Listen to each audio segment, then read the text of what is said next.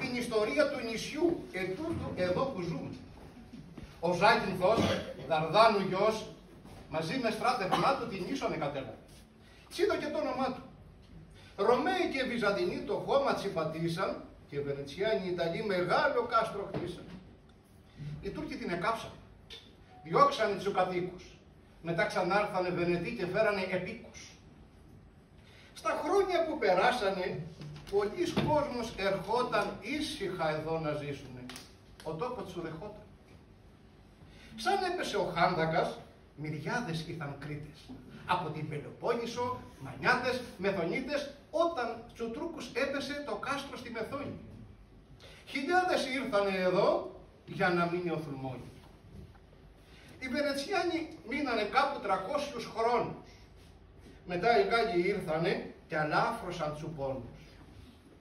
Με ντόπιους δημοκρατικούς κάναν μεγάλο ντόρο και στην πλατεία κάψανε ως και το λίπονο ντόρο. Ήρθαν μετά Ρωσότουρκοι. Ξανά μετά οι Γάλλοι. Και όταν μας πούτησαν αυτοί μας πήρανε οι Άγγλοι. Ο κόσμος δεν του ήθελε. Γι' αυτό τον φυλακίζαν. Άλλους σου επισώνανε και άλλους σου φορκίζαν. Το 64 και 1800 οι ριζοσπάστες του νησιού με αγώνες μας ενώσαν με την Ελλάδα, που ήταν τότε σβευτερωμένη από τον τουρκικό ζυγό, χρόνια εσκλαβωμένη. Στα τόσα χρόνια το νησί έγραψε η ιστορία, που την τιμούμε σήμερα δίχως λογοκρισία. Τον Ποπολάνο Ρεβελιό, ναυπάχτου ναυμαχία, η μάχη στο Γυψόγυθο με τόση είναι θυσία. Τις αγώνες των ριζοσπαστών να φύγουν οι Άγγλοι, μήπως και δυναμώσουμε και γίνουμε μεγάλοι. Ο τόπος μας εγέννησε μεγάλους ποιητάδες. Φόσκολο, Κάλβο, Σολομό, μα και παραμυθάδες. Ζωγράφους άξιους πολύ. Τον Δοξαρά, Καντούνι, Τζάνι, Σταυράκη, Πλακωτό, Νικόλαο Κουτούζη. Καρέρ, Λαβράγκα μουσικούς. Λάγιο, Βυσβάρδη, Ξένο. Να ακούσω τα τραγούδια σου και σήμερα να μένω. Τολμάτε εσείς στο θέατρο, Ξενόπουλο, Γουζέλη, που έφτιαξε το χάσι του όλο να στάζει μέλι. Το λαϊκό το θέατρο γνώρισμα του νησιού μας. Παίζεται τις αποκραίες προς τέρψην του λαού μας. Εμείς αυτό το θέατρο το λέμε ομιλία και έρχονται και το βλέπουνε πολλοί και από μακριά. Η Ευγένα είναι εξακουστή. Ο Κρίνος, Χρυσαβούλα, Κακάβα, οι ψευτογιατροί, μα και η Βοσκοπούλα. Ο κόσμος δόθες τραγουδά, αρέκες και καντάδες. Ρήμενες ακούμε στα χωριά μέχρι και από παπάδες. Λάδι, σταφίδα και κρασί, στάρι, σίκα, κρυθάρι, πεπονοκάρπουζα παντού και στα βουνά λινάρι τα προϊόντα του νησιού. Κάποια από αυτά χαθήκαν, αλλάξαν οι εποχές, βίλες παντού σπαρθήκαν. Χωθήκαν τα λινοβροχιά που είχαν οι μαριώτες και το λινάρι μουσκευαν οι χωρικοί ετώτες. Να δούμε πώς το έφτιαχναν, πώς το καλλιεργούσαν. Έπειτα τι το έκαναν, πώς και από δάφτο ζούσαν. Το πρώτο που έκανανε να βρουν καλό χωράφι. Ιδάλλως κόπη και έξοδα θα πιέναν όλα στράφη. Αφού το έβρεσκαν λοιπόν, Οκτώβρη ως Γενάρη, το αργώναν, το σπέρναν, ρίχναν πολύ λινάρι. Προσέχαν τα λιανόπουλα, σπουργίτες, τσιπουργέλους, μην και τους σπόρους τρώγανε και έρθει η αρχή του τέλους. Στιάχτρα εστίνανε παντού, με ξύλα ή καλάμια, τα ντύναν με παλιόρουχα, με μπόλικα ψεγάδια. Αν το χωράφι έβγανε και λίγη αγριάδα, σκυφτοί το δοτανίζανε, βάζανε την πιλάλα. Για τότε φυτοφάρμακα δεν ρίχνανε στη φύση, οι άνθρωποι μα και τα ζά καλύτεροι είχαν ζήσει. Την άνοιξη μεγάλωνε, έφτανε το 1 μέτρο. Σε έναν λεβέντη άνθρωπο τα κούμπαε το πέτρο. Τον θεριστή κυτρίνιζε σαν να ήταν χρυσάφι. Τα χάραο ξεκόλωμα, ήθελε λίγη βιάση. Ματσάκια το έκανανε. Τσιονομαστές σκουλίδες. Ολόρθε τσιαβάνανε μακρύ από τσιγύρες.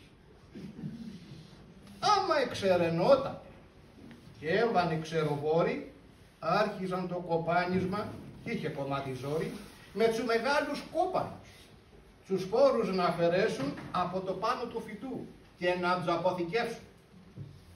Μετά το φέρναν τσιμαριές, απούλα τα χωρία, γιατί ήταν εδώ λινοβροχιά κι ας ήτανε μακριά. Αγίμονος, Πολύγωνος, Βελόγλης, Καρδαρέοι, Κλαψίς, Παλιάτσος από κοντά και κάποιοι μισολέοι που είχαν λινοβροχιό. Ήταν μεγάλο κάριο. Δεν ύπρεπε από νερό ποτέ να ήταν άδειο. Μες στο νερό βουλιάζανε αμέσως το λινάρι. Σε κάνα 20ήμερο ερχόταν να το πάρει το αφεντικό του λιναριού. Ή στον λινοβροχάρι αφήναν 10% που τσου δίνε τη χάρη και πρόσεχε το προϊόν.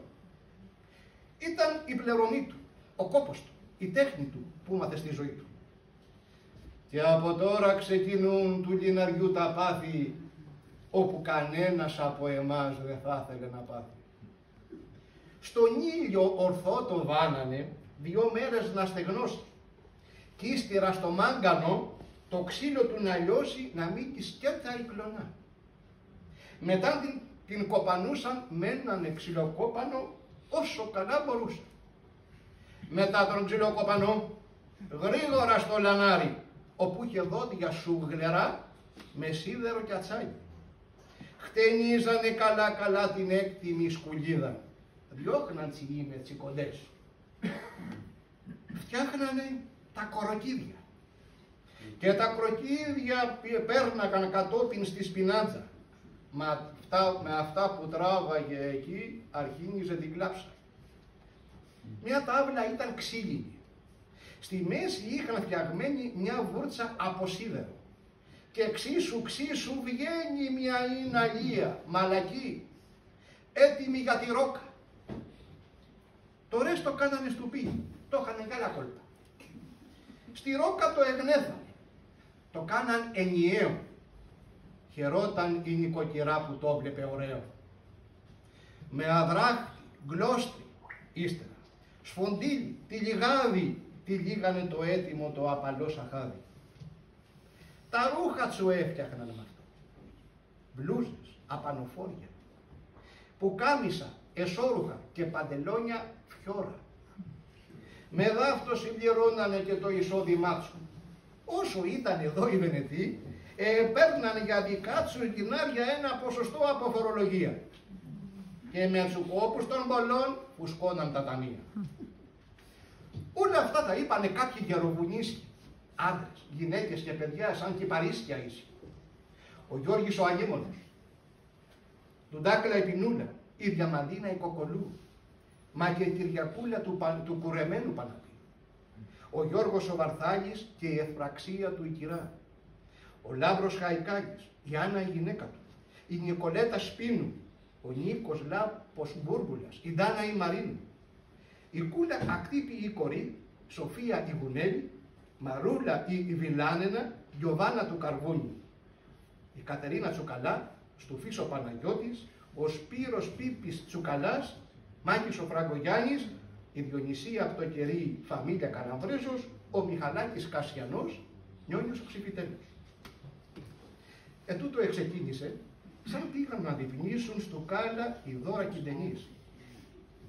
Έτυχε να αντικρίσουν τον Ξύκινο τον Μάγκαλο. Ρωτούν με απορία. Τι είναι αυτό το όργανο και ποια του η χρία. Με τούτο εξεκίναγαν του γυναγιού τα πάθη. Που μήτε και ο ίδιος ο εχθρός και τούτα να μην μάθει. Αυτού τα λόγια του τσιβάλανε να σκεφτούν. Πληροφορίες στα χωριά επίανε να βρούνε. Όσα άμαθαν, όσα άκουσαν, όσα είδαν και αποείδαν, 40 χρόνους ύστερα στο χωριό μας ήρθαν να πούν το τι εγνώρισαν, να μας το ξιστορήσουν και στο ίδιο το βασίλεμα σπίτι του να γυρίσουν.